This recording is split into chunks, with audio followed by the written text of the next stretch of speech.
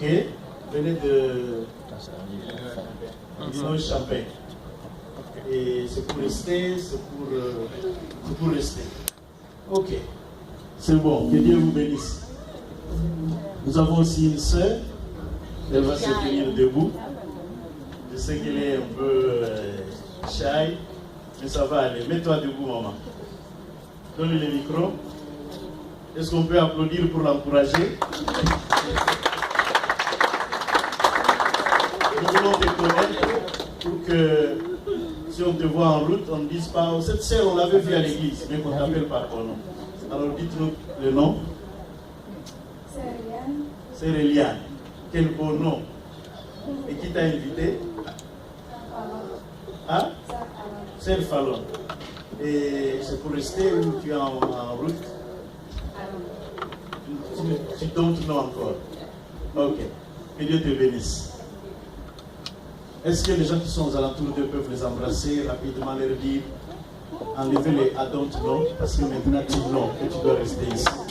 Parce qu'après le ciel, c'est Cincinnati, et à Cincinnati, il n'y a qu'une seule église, Restoration Church. Amen.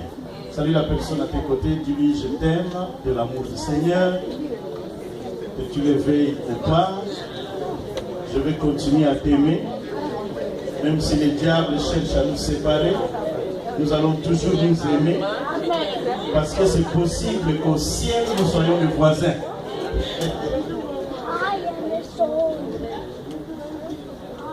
Alléluia.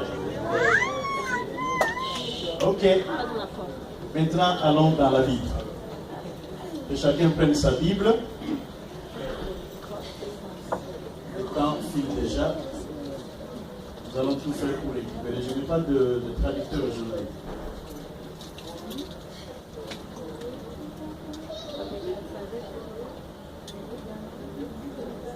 Hein?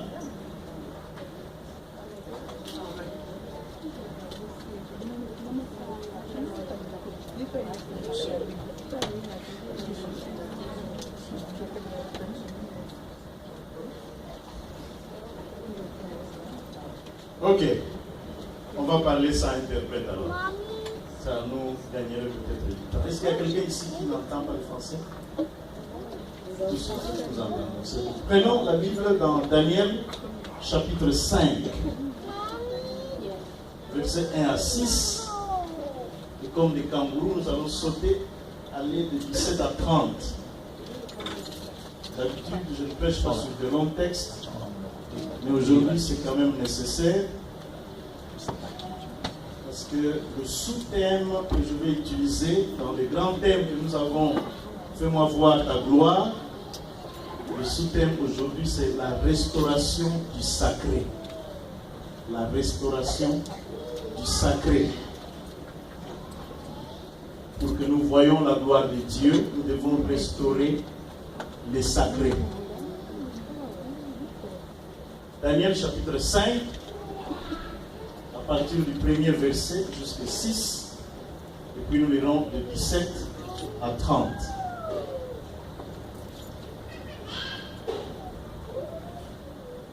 On a trouvé? Regarde à tes côtés, si ton voisin n'a pas de Bible, demande-lui qu'est-ce qui t'est arrivé.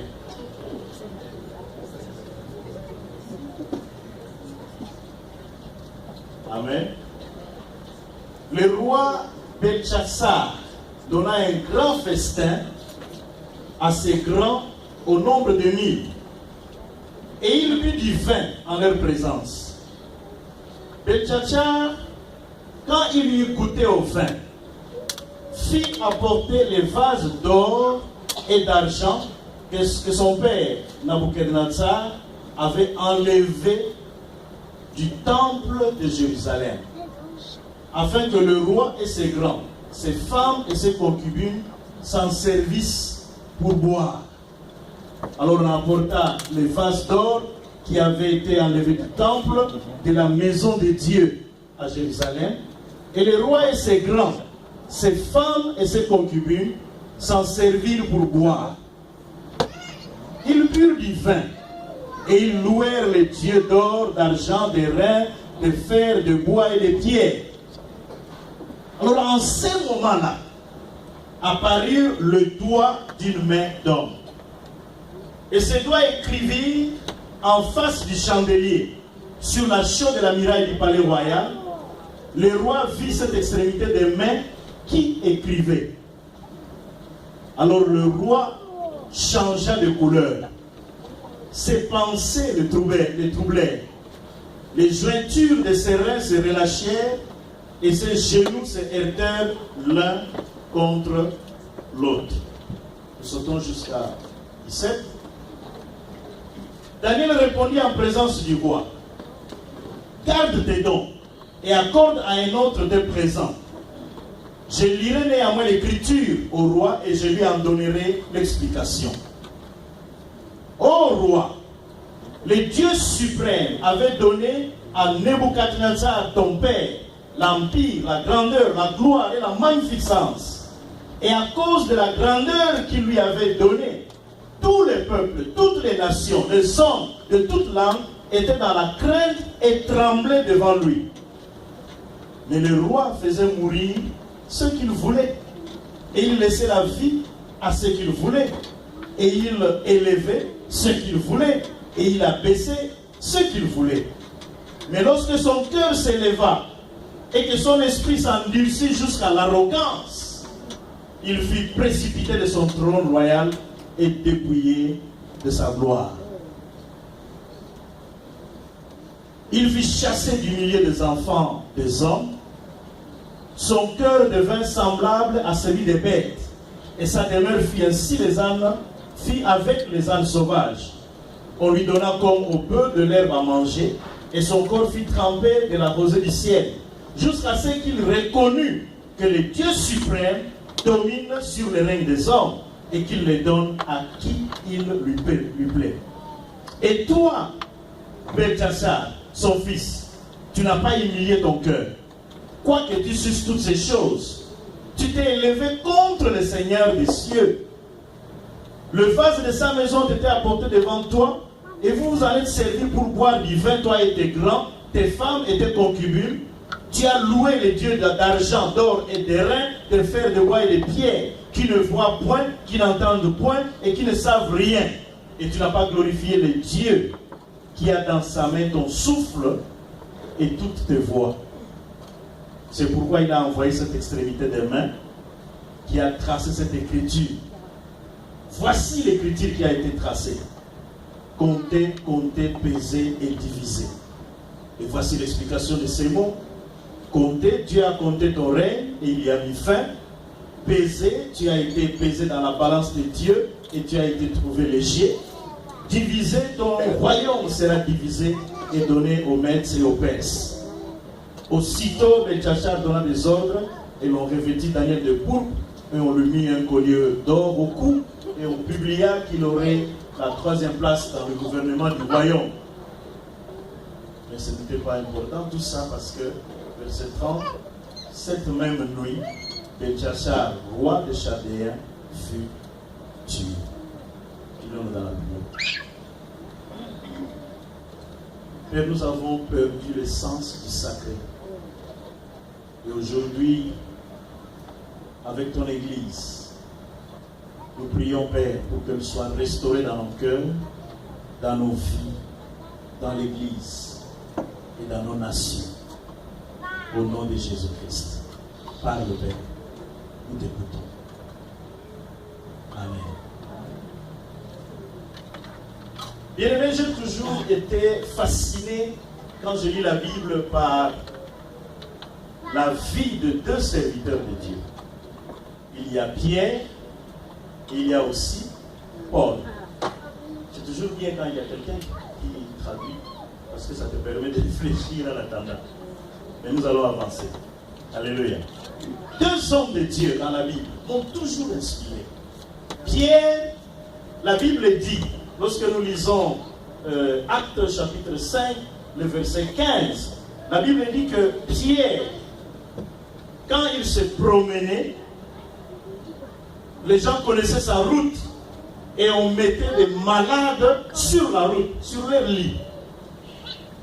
Puisque lorsque l'ombre de Pierre toucher ces malades et ces malades étaient guéris. Waouh! J'ai dit, Dieu, j'ai besoin de cette onction de Pierre. Tu n'as pas à prier, tu n'as pas à rachapérer, tu n'as pas besoin de quoi que ce soit. Seulement tu passes, mais ton ombre touche les malades et les malades sont guéris. Ça devrait être un homme sacré, un homme extraordinaire. Mais il y a aussi Paul. La Bible nous dit dans Actes chapitre 19, verset 12, que quand il parlait, par exemple, il prêchait et il avait la sueur. Les gens pouvaient prendre leur mouchoir et enlever cette sueur et amener à la maison. Quelqu'un est malade, tu lui appliques ce mouchoir, la personne est guérie. J'ai dit à Dieu, Seigneur, dans mes prières, j'aimerais être comme Paul, j'aimerais être comme Pierre. Et Dieu va me dire, fils, ce qui se passe dans ta vie et dans la vie de plusieurs personnes, plusieurs serviteurs, plusieurs membres du royaume de Dieu, ce qui se passe, c'est qu'il y a deux choses. La première, c'est que les hommes de Dieu ont oublié qu'ils étaient sacrés. Les hommes de Dieu ont oublié, la première chose, qu'ils sont des êtres sacrés. Vous savez, quand tu oublies que tu es sacré, quand tu ne sais plus quelle est ton identité, tu ne sais pas qui tu es, alors tu fais n'importe quoi. Tu fais comme tout le monde. Tu agis comme tout le monde. Tu penses comme tout le monde. Tu réfléchis comme tout le monde. Tu vas dans un bar, tu danses comme tout le monde. Tu fais toutes choses parce que tout le monde le fait. Tu as oublié ton identité. Tu ne sais pas qui tu es. Dieu me dira, fils, c'est parce que vous ne savez plus qui vous êtes et vous faites n'importe quoi. Vous entrez dans les bêtises des hommes naturels alors que je vous ai consacré. Vous m'appartenez. Vous êtes des hommes sacrés. C'est à cause de cela que même quand il y a les mal, même quand il y a des problèmes, ce que vous dites n'a plus de valeur, n'a plus de puissance. Ce que vous faites n'influence personne parce que vous avez oublié que vous êtes sacré. La deuxième chose que Dieu m'a dit, c'est que en ce temps de la fin, le diable a jeté dans ce monde un esprit du non-respect de ce qui est sacré. Il a mis un esprit, des esprits qui se promènent, qui font tout pour que, pas seulement les païens, mais même les chrétiens, ne ressentent plus la valeur de ce qui est sacré. Est-ce que vous ne vous étonnez pas que d'un coup comme cela, il y a aujourd'hui beaucoup de choses qui se disent sur le serviteur de Dieu. Tel a fait ceci, tel a fait cela, tel est dans les pornos, tel a beaucoup de femmes, tel a pris de fétiches, fait tomber les gens par des fétiches. Pourquoi seulement en ces moments-ci? Et il y a des chroniqueurs, mais surtout des chroniqueuses qui sont nées, on ne sait pas d'où, qui maintenant, lorsqu'il y a quelque chose qui se passe, elles sont où ils sont les premiers à faire ressortir cela, mettre dans les réseaux sociaux. Tel serviteur de Dieu a fait ceci. Encore un autre serviteur de Dieu qui a fait cela. Qu'est-ce qui fait cela? Tout le monde a perdu l'essence du sacré. On n'a plus peur, on n'a plus... En lingala, ça se dit même mieux, on dit Somo ya sacré en lingala, c'est quoi? Somo wana, il n'y en a plus. Somo ya bonzambe. Non seulement il est joli, mais il sait aussi m'aider cette femme. Et ça se soutient. Il n'y en a plus. Alléluia. Il n'y en a plus. Qu'est-ce qui se passe? Le diable, en ces temps de la fin, a jeté cet esprit qui amène les gens loin du sacré. Il n'y a plus de respect du sacré.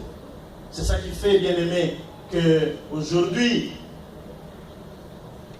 on peut envoyer des militaires, ça se passe dans certaines nations, envoyer des militaires dans l'église pour tuer les gens. On n'a plus peur. Ça ne dit plus rien. Entrer dans l'église et faire des sacrilèges, ça ne dit plus rien aux gens. On n'a plus peur. C'est ça qui fait que les parents peuvent être insultés par les enfants. Les enfants n'écoutent plus les parents. Qu'est-ce qui fait cela? Cet esprit est dans le monde. Qu'est-ce qui fait que les gens peuvent être à l'aise dans une maison et parler en mal d'un serviteur de Dieu? Pas 15 minutes, pas 20 minutes, mais des heures et des heures. Qu'est-ce qui se passe? Le diable a jeté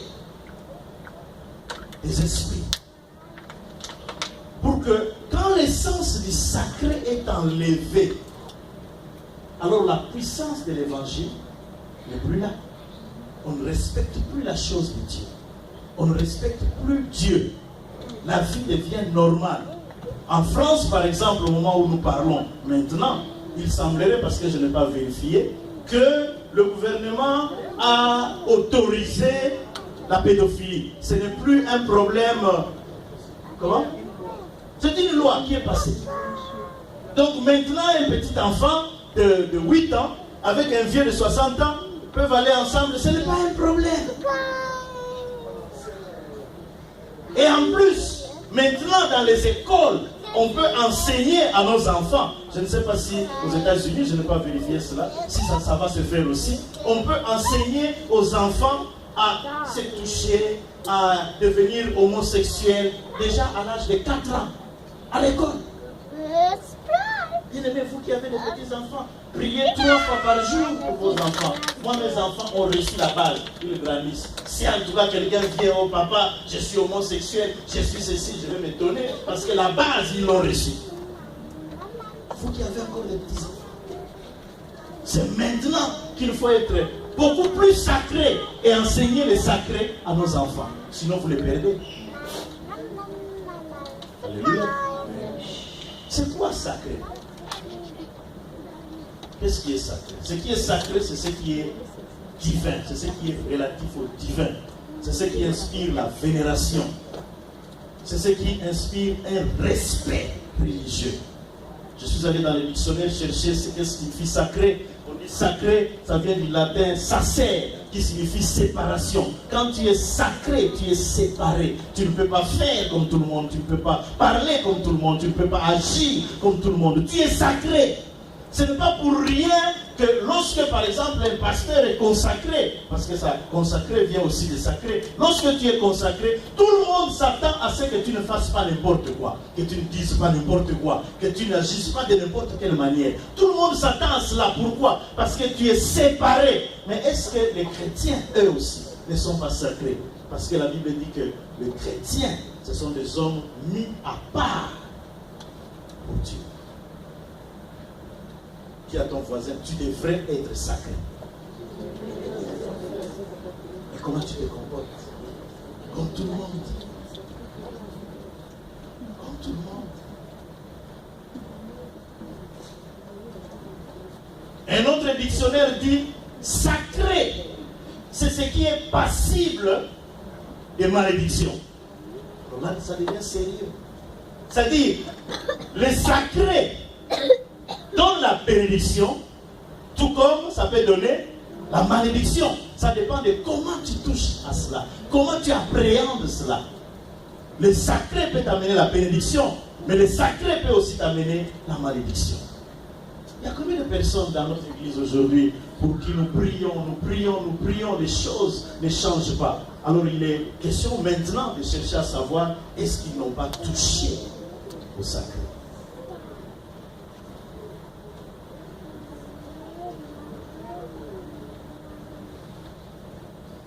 2 Timothée chapitre 3 verset 1, quand tu lis cela, la Bible dit dans les derniers jours, les gens vont perdre l'essence du sacré. Ils vont se donner à ce qui est profane, parce que le contraire de sacré, c'est profane. Les gens vont se donner à ce qui est profane. Ils peuvent venir à l'église, mais ils ont oublié la force de la parole de Dieu, la force de ce qui entretient la gloire de Dieu. Ils ont mis cela de côté. Ils viennent seulement à l'église, mais les sacrés, ils ne le respectent plus. ne respectent pas les sacrés. On ne respecte plus les sacrés. Cet enseignement bien-aimé, ce n'est pas pour que nous puissions nous sentir très mal dans notre peau, mais c'est pour que nous puissions restaurer le sacré en nous, dans nos familles et dans l'Église. Le premier principe qu'il faut apprendre ici, c'est que le sacré vient de l'ordinaire. Ce qui est sacré vient de l'ordinaire.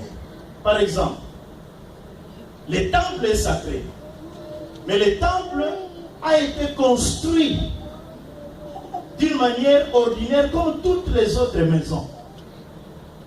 Je me rappelle, et je crois que ça c'était à Kinshasa, on construisait un temple et l'architecte qui construisait ce temple, c'était quelqu'un qui fumait à mort. Donc il construisait les temples tout en fumant. Les temples, dans son étape de la construction, était quelque chose d'ordinaire. Est-ce qu'on me comprend? C'est ordinaire. L'architecte peut faire n'importe quoi. Il peut taper quelqu'un là-bas parce que ces maçons ne travaillent pas bien. Il peut l'insulter, il peut faire des choses. Mais c'est parce que c'est une maison. On est en train de construire une maison. C'est tout à fait ordinaire.